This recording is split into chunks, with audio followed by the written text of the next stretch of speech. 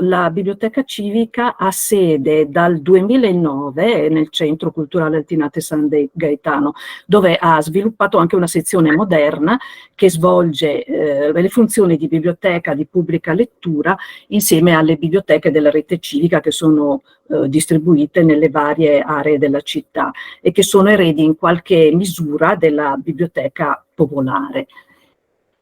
Quindi siamo al secondo piano del Centro Culturale Altinate San Gaetano, che ha mutato le sue destinazioni d'uso con la ristrutturazione avvenuta appunto ai primi del 2000.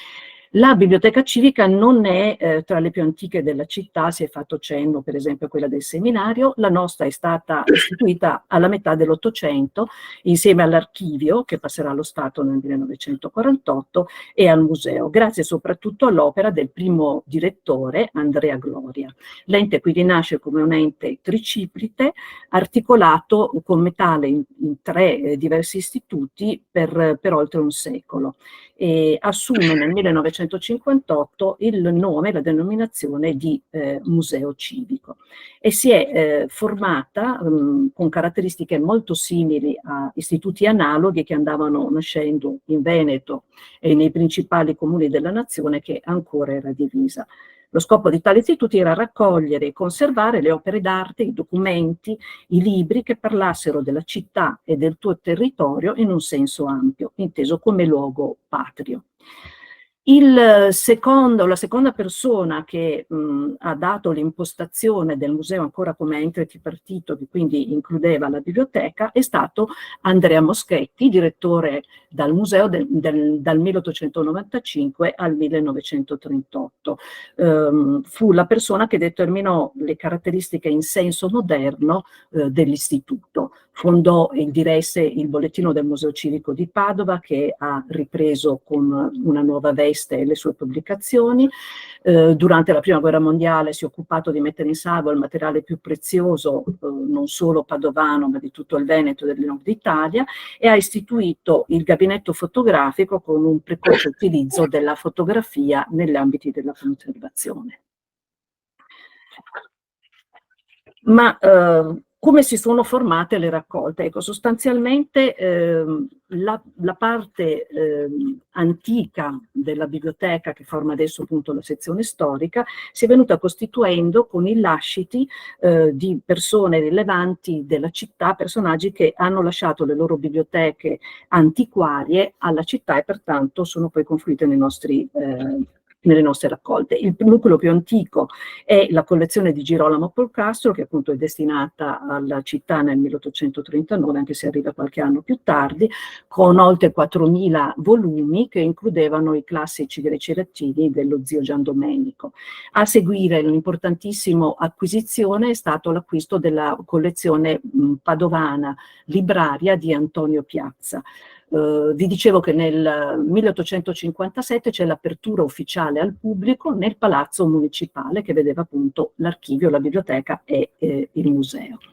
Denominato direttore del Museo Civico e quindi assume il nome di Museo Civico nel 1858, vede inaugurarsi anche la Biblioteca Popolare nel 1867, una fra le prime in Italia, che appunto nasce con intenti educativi e filantropici.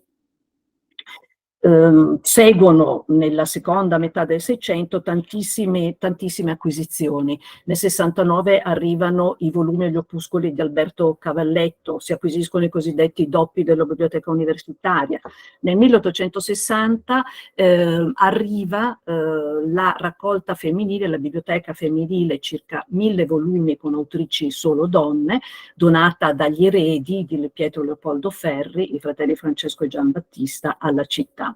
Ancora nel 1871, vedete, si susseguono molto strettamente, Agostino Palesa lega la sua biblioteca al comune, entra qualche anno dopo. Questa è veramente cospicua anche dal punto di vista numerico, sono 117.000 volumi che includono la completa raccolta Volpi Cominiana, la raccolta dantesca, la petrarchesca e la collezione pressoché completa delle edizioni Aldine. Ancora nel 1873 Roberto De Visiani, prefetto dell'Orto Botanico, ma anche insigne linguista, ci dona la sua raccolta di testi di lingua, cioè i testi considerati di pura lingua italiana dall'Accademia della Crusca, e sono circa 2500 volumi.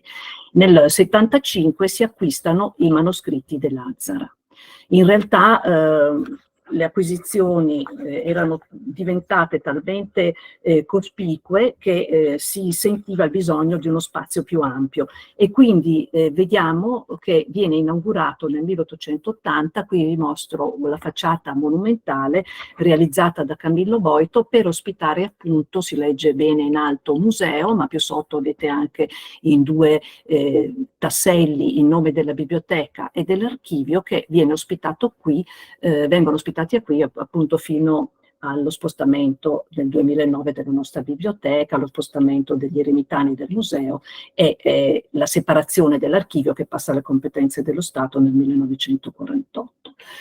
Le donazioni continuano in realtà anche nella prima metà del Novecento, viene acquisita nel 69 il ricchissimo fondo del conte Niccolò Claricini Dorpacher, che dona anche le sue librerie in stile neogotico, che vedrete poi allestite nella sala della sezione storica, il suo fondo includeva la raccolta dantesca, un'antoniana e una padovana.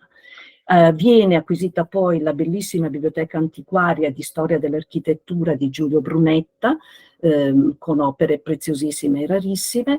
Ancora nel 98 una curiosità, la raccolta di Liliana Marzetto Colombi, sono 100 novellette ottocentesche stampate su pergamena.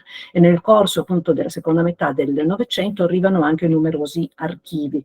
Ve ne cito solo alcuni: Dondi dall'orologio, il Maldura, che è incomodato dalla regione, l'archivio del Museo Civico, l'archivio di Pietro Selvatico e archivi dei movimenti femministi degli anni 70 del Novecento.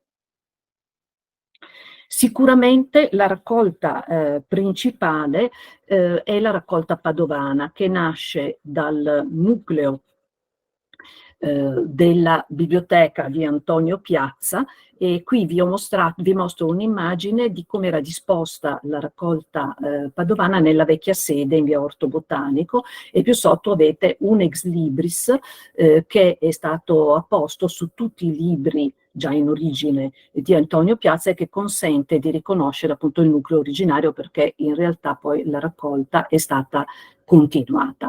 C'è da dire che la biblioteca di Antonio Piazza era già conosciuta dai contemporanei, e addirittura in una guida del 17 Moschini ne parla così, dicendo: presso il gentilissimo avvocato signor Antonio può vedersi una ricca collezione di libri e manoscritti, alcuno anche di grande rarità, assai opportuni per chi volesse scriverne di Padova la storia. Chi poi volesse ancora più conoscere il buon gusto di quel signore si conduca a vedere il suo casino nella Torre di Vanzo. Era la seconda residenza che Antonio Piazza aveva in città, e occupa la zona grosso modo fra le Dimesse, il Torresino e appunto la Torre della Catena, della quale abbiamo una dettagliata descrizione in una guida manoscritta che si conserva in biblioteca, e in un gruppo di piccoli, questi acquerelli che vi sto mostrando, che la rappresentano. Era un vero e proprio museo con statue, iscrizioni che sono poi confluite in parte al Museo degli Eremitani, e un lacerto ancora visibile è la Torre della Catena o Torre del Diavolo, che apparteneva alla vecchia struttura difensiva della città, e tramite il soccorso consentiva una fuga rapida ai signori di Carrara dalla Regge. Il soccorso viene trasformato da Antonio Piazza in una passeggiata, vedete, decorata con motivi floreali che conducono al tempietto di Apollo. Ve l'ho fatto vedere perché appunto la sua era una raccolta ricchissima, una raccolta non solo di libri, ma appunto di incisioni, di statue, di iscrizioni, per cui la raccolta di ricordi patri, una volta pervenuta, è stata divisa a seconda delle competenze fra il museo, l'archivio e la biblioteca. Qui vi mostro Un primo preziosissimo documento che si conserva nella biblioteca è il Lamento della sposa padovana. È uno dei testi più antichi della poesia veneta, ancora studiato perché presenta tra l'altro due parti molto diverse dal punto di vista stilistico. Si tratta del frammento di un poemetto sulla gelosia in volgare della fine del 200, siamo ormai verso la canonizzazione libraria del volgare, ed è la cosa significativa e interessante è che è scritta sul verso di una carta notarile datata 23 gennaio 1277 con la stessa grafia o con una grafia molto simile a quella del notaio, confermando la figura del notaio non solo come membro della classe dirigente ma anche come colto intellettuale. Vedremo che i notai saranno protagonisti del pre-umanesimo. È un testo anonimo di tipo giullaresco. La prima parte è il lamento vero e proprio di una sposa che protesta la propria fedeltà al marito crociato in Terra Santa. Nella seconda parte invece è introdotta la figura di un pellegrino e il tono diviene più raffinato. La dicotomia ha fatto appunto pensare a frammenti di un più vasto componimento didascalico. È molto interessante appunto che un documento all'apparenza molto semplice tramandi invece un testo così rilevante per la storia della lingua italiana. Ma il nucleo forse più noto e più prezioso dei codici che si conservano nella biblioteca civica è il nucleo dei codici di Francesco Novello da Carrara. La corte carrarese manifestò un sincero amore per la cultura, praticamente espresso da tutti i signori carraresi, che utilizzarono anche con sapienza il mecenatismo quale strumento di propaganda e di creazione del consenso. La corte è stata una delle più raffinate del tempo, ha ospitato personaggi di levatura europea nelle lettere, nelle scienze, nella pittura, nella musica, basti pensare a Francesco Petrarca, amico personale di Giacomo II e di Francesco il Vecchio. Lo splendore della corte portò alla creazione di veri e propri capolavori anche nell'ambito librario.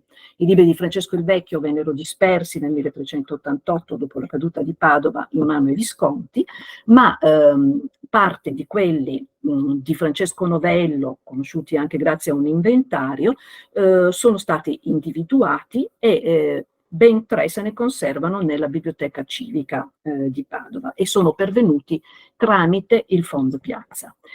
Questo è la prima immagine che vedete, è tratta dal libro dei principi carrariesi, stilato da Pierpaolo Vergerio, un dotto umanista istriano che aveva vissuto a lungo a Padova presso la corte, amico di Francesco il Novello ed era stato anche precettore del suo ultimo figlio. È un testo encomiastico in onore ovviamente della famiglia dei signori, rimasto incompiuto per la caduta sotto Venezia. Probabilmente, anzi quasi sicuramente gli studiosi concordano, è il manoscritto che era considerato talmente importante simbolicamente e talmente bello che fu confiscato come preda di guerra da Venezia dopo la caduta dei Carraresi ed esposto come trofeo nella Camera delle Armi del Consiglio dei 10 e poi rocambolescamente strafugato nel 1481 è scomparso per alcuni secoli per ricomparire intorno al 600 nella biblioteca di Bonifacio Papafame. Tramite questa poi nell'800 viene ceduto a Piazza. Ci sono 9 miniature caratterizzate da un grande realismo, 5 di queste sono di fine 300, 4 invece risalgono ai primi del 400 e sono molto più rozze, rigide e stilizzate, erano state realizzate per completare il codice. Per le miniature originali si è trattato di un miniatore raffinatissimo, legato ad esperienze artistiche nell'ambito appunto della committenza della corte carrarese, presente forse in alcuni monumenti della città. Le miniature infatti si ispirano alle grandi figure dei principi che dovevano essere state rappresentate sulle pareti di una delle sale della Reggia Carrarese, dove le fonti che fecero in tempo a vederle parlavano appunto delle figure degli signori di Padova ritratti al naturale de Verde, la sala verde della Reggia. Abbiamo visto, ecco, questo è Ubertino, vedete le iniziali sono decorate su fondo oro. Questo è Marsilio, che è rappresentato col cimiero del leopardo, e ancora Ubertino col moro alato come cimiero, e i cimieri ricorrano in quest'altro preziosissimo codice, sempre della biblioteca di Francesco Novello, il Liber Cimeriorium Carrariensium, che è un piccolo, elegantissimo manoscritto che fa le lodi dei principi in esametri a rima baciata. La pergamena è una pergamena molto pregiata, è una pergamena virginea, cioè di pelle di vitello nato morto o molto giovane, da cui appunto si poteva ottenere una pergamena finissima, bianca, splendente e molto liscia. Il codice appunto celebra le lodi dei Carraresi con i versi di Lazzaro Manrotondi, scritti questi versi in eleganti lettere d'oro. Ciascuna descrizione accompagnata dall'immagine su fondo verde dei cimieri dei singoli signori che sormontano lo stemma della famiglia, il carro. Questo è Giacomo I.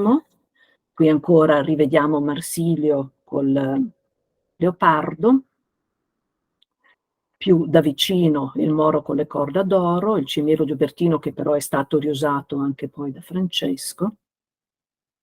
Eccolo qui in tutta la bellezza della mise en page, che vedete molto ariosa, molto respiro. Un altro libro che proviene sempre dalla biblioteca di Albertino Mussato, della biblioteca, scusatemi, del Novello, è questo testo di Albertino Mussato di Tradizione Padua ad Canem Grandem, che è preceduto, e la pagina che vi mostro è quella appunto dell'Apologia dei Principi Carraresi, attribuita a Pierpaolo Vergerio, che contraddice in realtà la posizione anticarrarese del Mussato. È significativo vedere la damnatio memoriae con la quale lo stemma dei Carraresi è eraso dal piede, e comunque la miniziale miniata mostra il gusto raffinato ancora della corte.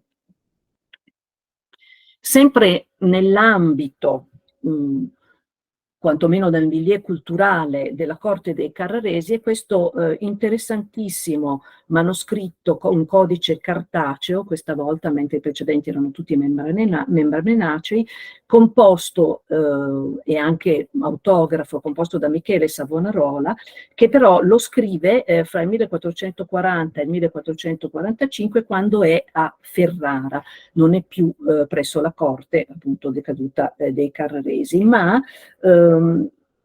vuole cantare le lodi della città alla quale era stato molto legato, e soprattutto ai fasti della signoria carrarese, quindi celebra Padova rappresentandola con delle brevi descrizioni dei personaggi singolari, ma anche dei santi, dei beati sepolti nella città, e accompagnandolo con 70 piccole figure che vedete inquadrate in delle piccole logge, includendo anche i pittori, fra cui Guariento e Giotto.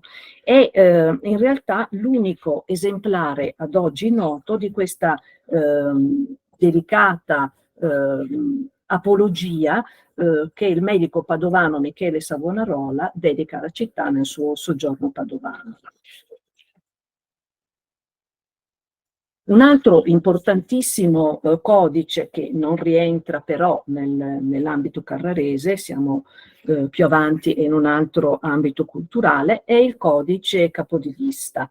Il De Viris Illustribus, Familiae Transelgardorum, Forzae et Capitis Liste, stilato e composto fra il 1434 e il 1435 proprio da Giovanni Francesco Capodilista, ma illustrato da un miniatore oltramontano, non da un miniatore locale.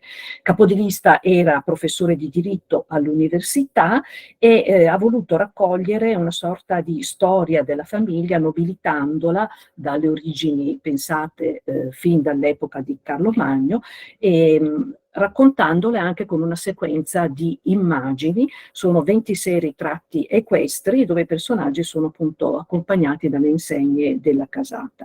Il testo ha l'illustrazione, scusatemi, è, vi dicevo, di fattura oltramontana perché è stato miniato nel periodo in cui Francesco fu mandato al Concilio di Basilea quale rappresentante della Repubblica di Venezia, e peraltro in questo periodo viene anche insignito da Sigismondo di alcuni importanti nomine, quale il Conte Palatino. La decorazione pittorica quindi ha preceduto il testo, e questo è ben evidente perché si può notare come corra fra le immagini e tende a occupare lo spazio che le immagini possono lasciare libere. Come vedete sono molto belli, ma il gusto è assolutamente diverso. Alcune di queste immagini, forse le avete anche viste, vengono ancora usate per i vini della Montecchia come immagini guida di alcune bottiglie pregiate. Sempre nel manoscritto di Michele Savonarola abbiamo anche, scusate, l'avevo spostata infine, scusatemi, viene completato il capo di lista con delle immagini dei dottori della famiglia che discutono dottamente proprio a completamento e a valorizzare tutti i membri della famiglia. Fra altri importanti esemplari che si conservano nella biblioteca abbiamo una serie di fonti normative, gli statuti, cioè le norme, non solo le norme di governo e quindi le norme della città, ma anche le norme delle arti e delle corporazioni. Per quanto riguarda gli statuti della città, conserviamo in 3 diverse redazioni a seconda del diverso governo della città: i repubblicani del 1276, i carraresi del 1362, i riformati sotto la Repubblica Serenissima del 1420, e i 3 statuti provengono dall'archivio civico. Qui vi mostro un'immagine degli statuti carraresi con la sottoscrizione del copista Johanne de Liebenberg, ed è interessante perché anche qui vediamo come il codice ha continuato ad essere usato, però sempre per il principio di damnatio memorie il nome di Francesco da Carrara è stato eraso. Però si è mantenuto il codice d'uso perché era rilevante e importante poterne disporre. Quello che conserviamo in biblioteca è l'esemplare di cancelleria degli statuti carraresi, perché quello di rappresentanza, miniato molto più riccamente, si conserva alla Biblioteca Marciana. Abbiamo poi numerosi statuti delle arti e dei mestieri, cioè le fraglie e le corporazioni che animavano nel Medioevo la vita della città, sia con le attività commerciali che con quelle professionali. Uno statuto del 1287 ne menziona 36, sono quelle ufficiali e riconosciute che potevano esercitare. Sono soprattutto statuti di fraglie di arti e mestieri, di commercianti che popolavano appunto la zona intorno alle piazze ieri come oggi, e che qui vediamo rappresentato in una bellissima litografia inglese di Samuel Prout dell'Ottocento, che rappresenta appunto la vivacità e anche un po' con un gusto quasi colorito e di genere del mercato che si teneva intorno alle piazze. Il primo statuto che vi mostro è quello degli speziali, cioè dei farmacisti. È un manoscritto in pergamena che va stilato nel tempo, perché appunto sono strumenti d'uso, quindi si continuano ad usarli e quindi si aggiungono gli statuti che mano a mano vengono confezionati, ed è riccamente miniato. Come vedete c'è questa bellissima iniziale fogliata, campitura su blu scuro, le rubriche sono segnate in rosso e la pagina ha molto respiro nelle 2 colonne. Ancora un altro statuto degli speziali che copre un arco temporale più ampio, anch'esso è miniato, e vi viene menzionata la spezieria al pomodoro che è tuttora in attività in via Daniele Manini. Ecco, vedete che vi ho ingrandito la bellissima iniziale con San Michele Arcangelo con la bilancia. Ciascuna fraglia aveva un protettore e dedicava un altare all'interno delle chiese, e poi spesso veniva questo rappresentato all'interno dei manoscritti riccamente miniati. Lo statuto della fraglia dei Calegari, calzolai, è molto significativo, è stilato fra il 1538 e il 1701, ma è interessante perché è un codice palinsesto, cioè un codice di riuso di un precedente manoscritto del 400, ed era un manoscritto miniato che conteneva le tragedie di Seneca. Da questo è stato rasa o lavata via la scrittura, ma sono state mantenute le miniature per poter appunto stilare all'interno poi gli statuti dei Calegari. Anche questo è preziosamente miniato, vedete un tipo di decorazione ad accanto a bottoni dorati, a foglie che si distribuiscono sulla pagina di ambito veneto e in particolare padovano. Ecco qui un'altra pagina, qui si vede molto bene come il testo è stato eraso. Ancora uno statuto molto interessante è quello dei Pistori e Fornai, è una copia del 500 che giunge poi con le aggiunte al 700, ma è stato riusato questo bifolio che vi mostro, un bifolio con 2 miniature a piena pagina che risalgono al codice precedente quattrocentesco. Abbiamo la crocifissione con Maria e San Giovanni e la Pietà con Sant'Orsola, e in basso i confratelli oranti.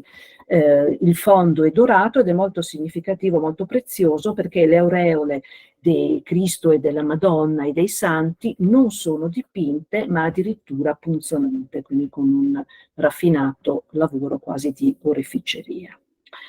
Vi mostro poi un manoscritto di una fraglia ancora più tardo, andiamo appunto dal 1537 al 1760, è stilato su carta ed è il registro della fraglia dei Barcaroli di Monselice, che vi mostro in particolare perché riporta una modalità di trasporto delle merci con i cavallanti che è restata in uso fino ai primi del Novecento lungo i canali della città, quindi per trascinare le imbarcazioni contro corrente si utilizzava appunto l'alzaia e questi cavallanti che potevano vincere, diciamo, la forza della corrente. Ancora un altro statuto molto interessante è quello dei portatori di vino.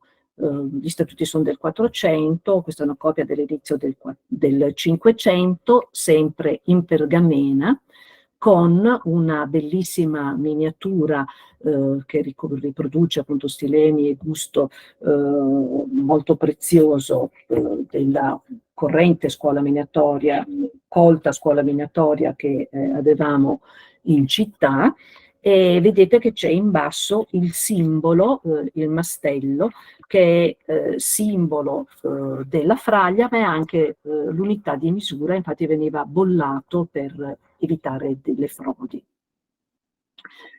Una importantissima fraglia fu quella dell'Anaioli, imprenditori e mercanti del settore tessile e laniero, che era molto presente in città e che viene però rinforzato e sostenuto fortemente come industria proprio dai carraresi, in particolare da Francesco il Vecchio da Carrara, che riadatta e consente che sia un'intera area della città trasformata in luogo per la gastaldia, per l'industria, per il commercio, nella piazza che ne porta ancora il nome, Piazzetta della Garzeria.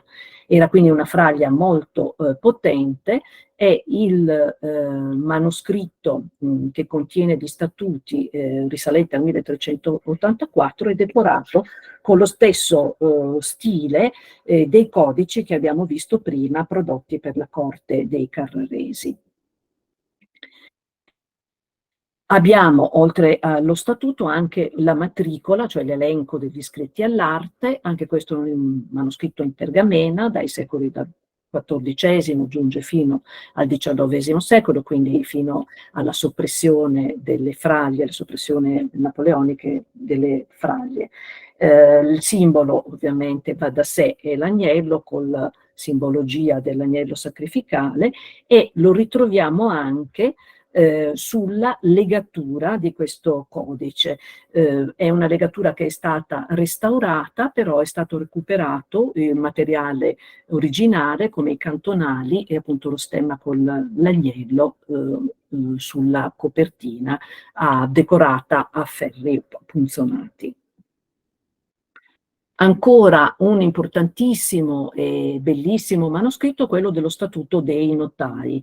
Lo statuto è quello nella versione riformata da Sicco Polenton, cancelliere della cancelleria e importantissimo notaio della città. Le aggiunte giungono fino al 1692.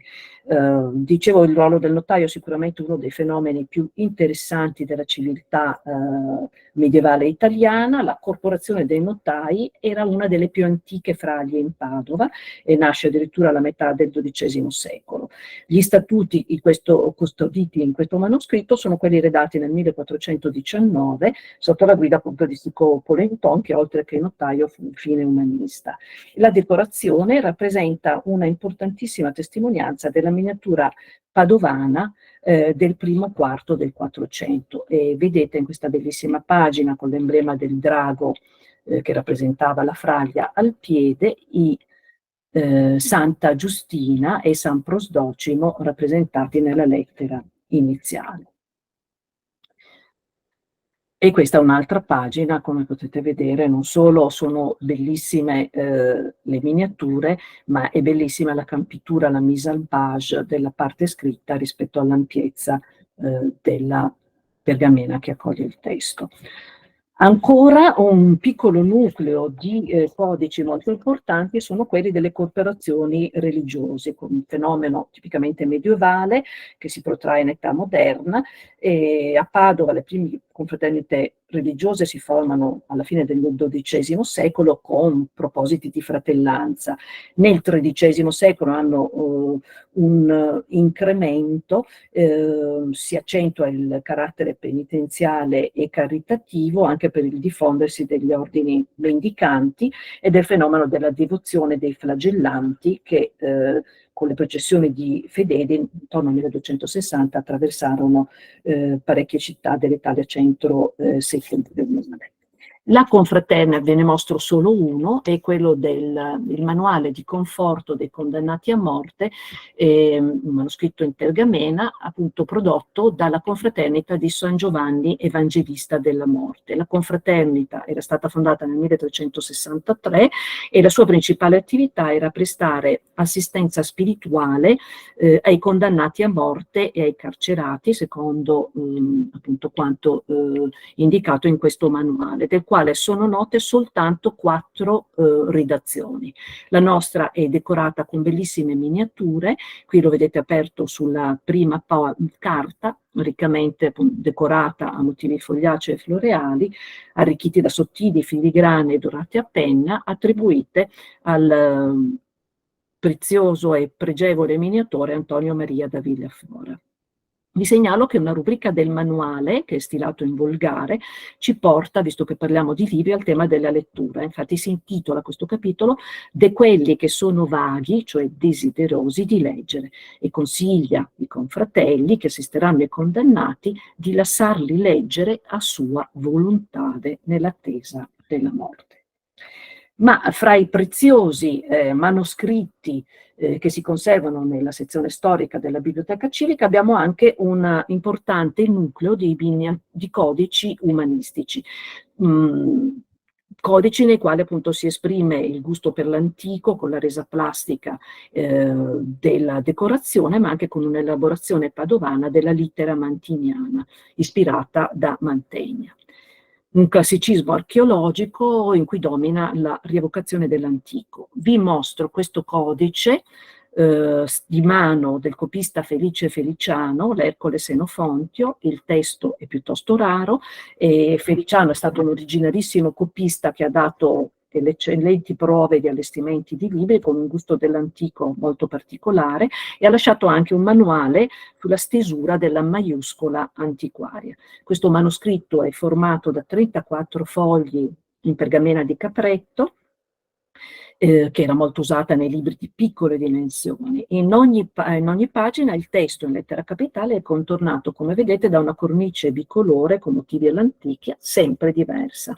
È il solo codice purpureo presente in Padova ed è oggetto proprio quest'anno di uno studio approfondito da parte dell'università sui pigmenti e le tecniche di pittura utilizzati da Feliciano.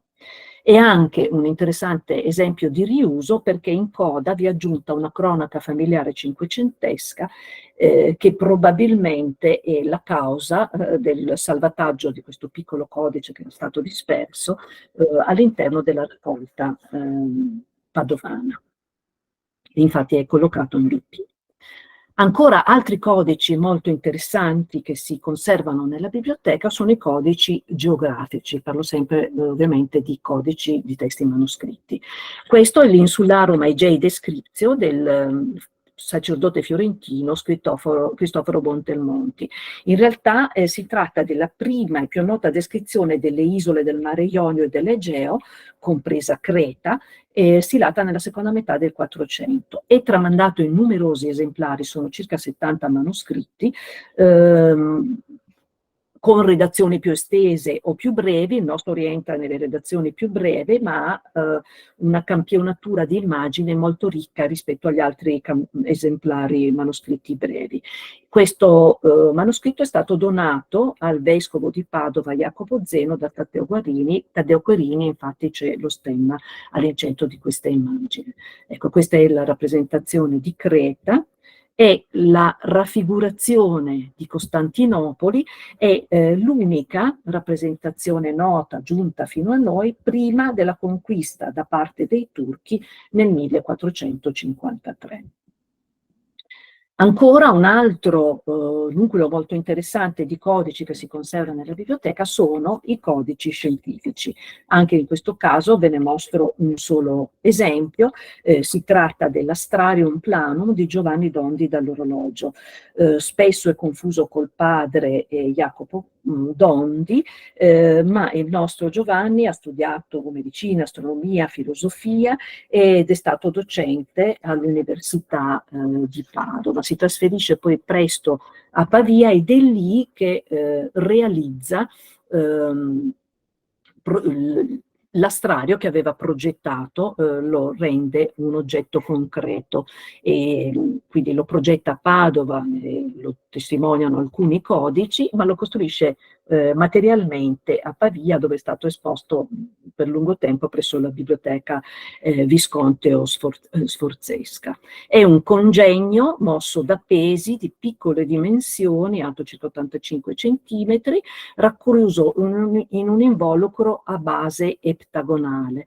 Ha tutta una serie di ingranaggi per cui riproduce i moti del Sole e della Luna, ma indica anche la durata delle ore di luce alla latitudine di Padova e come misuratore del tempo, oltre all'ora, indicava tra i primi orologi meccanici anche i minuti a gruppi di 10. Questa è una ricostruzione che è visibile al Museo della Scienza di Leonardo da Vinci di Milano, ma anche al Museo della Scienza di Padova ne è presente una ricostruzione. L'orologio astronomico che si ammira nella torre dell'orologio di Padova non è copia dell'astrario, ma dell'orologio appunto costruito dal padre Jacopo, col quale talvolta viene confuso. Un altro insieme di codici importanti sono, sempre miniati, sono i 15 codici, i corali settecenteschi provenienti da Santa Giustina, prodotti nel 1727 per l'abate Pellegrino Ferri. Nonostante appunto la stampa fosse già stata inventata da alcuni secoli, la tradizione manoscritta e la miniatura continua, i manoscritti continuano a vivere, non solo manoscritti d'uso, ma anche manoscritti pregiati come questi corali destinati appunto all'uso liturgico. Sono molto interessanti questi settecenteschi perché alcuni di loro dimostrano l'affermazione precoce in Veneto della moda della chinoiserie. Infatti qui vediamo un capolettera con un realizzato con immagini che richiamano le pagode e l'abbigliamento in tipico gusto orientaleggiante.